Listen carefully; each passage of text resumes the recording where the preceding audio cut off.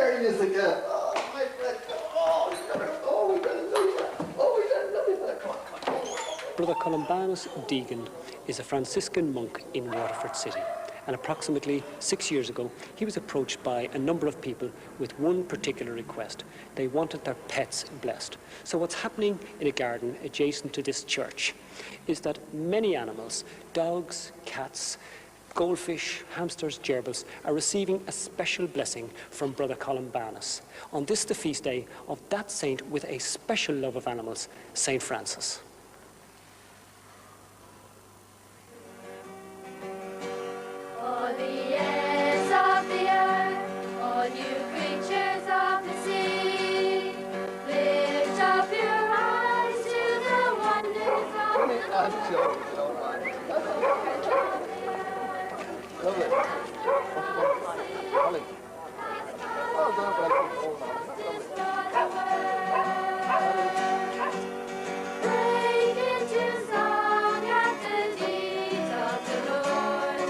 People come along because they love their animals. The animal has given them a certain amount of love and companionship, and this is their way of returning it. A lot of them would believe that the blessing is going to prevent illness. It's going to help them to be a quieter animal or a nicer animal. That it might and probably will. In fact, during the week, I had a person come to me that their dog was very ill, and they had been to the vet, and the vet was telling them that it was going to be okay. But they said, we'll bring him along. I didn't know, but I hear you're having a blessing. I'll bring him along on Sunday and have him blessed. It's bound to do him good. So each one, I think, looks at it from the regards their own faith, really. We love our dog, and I can't see why he shouldn't be blessed or she shouldn't be blessed the same as anybody else for its well-being. Well, this is the second time we've had her blessed. We had her blessed on Tuesday last in Carrick-on-Suir. And it's, for us, it's a family day out. It's an old tradition. Well, I hope it's given her protection against all the bad things that can happen to dogs. Do animals have a spiritual dimension? I would like to think that they have. Maybe theologians would disagree, but I believe that God gave them everything bar an intellect, if you like to put it, but he gave them all the wonderful instincts that we have. In fact, some people say that they have more and far greater instincts than we have. And therefore, I think that if he has given them those wonderful privileges, I think they would be on a par with us regarding the whole spiritual dimension.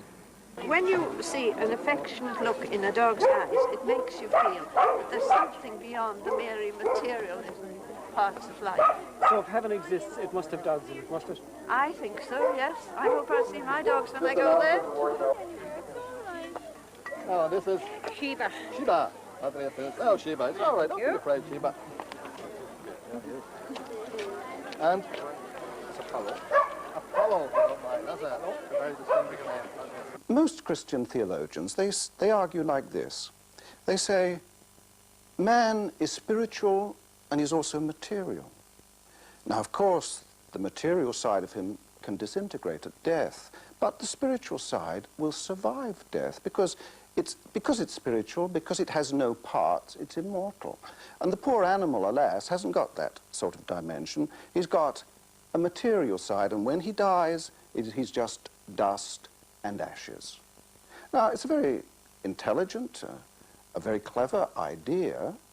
Alas, it's got nothing at all to do with Christianity. Nothing at all to do with the Bible. The Bible doesn't say that man survives death because he has an immortal soul. The Bible says that when man dies, finished. What man puts his hope in is not the fact that he has an immortal soul, but that God is immortal and will raise him up from death. So in other words, Christianity doesn't work with the idea of surviving death. Nothing survives unless God raises man from the dead. Resurrection is the key Christian idea. Now, my view is this. If God can raise a human being from the dead, I see absolutely no reason why theologians should be so impertinent as to say that God cannot raise an animal who is as close to man as we know him to be from the dead as well.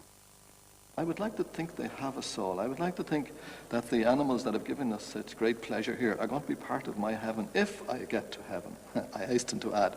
But if I get there and it's the type of place where we're all supposed to be very happy, I would feel much happier if there were dogs all around me, and cats and birds and elephants and tigers. I think that would be part of my heaven.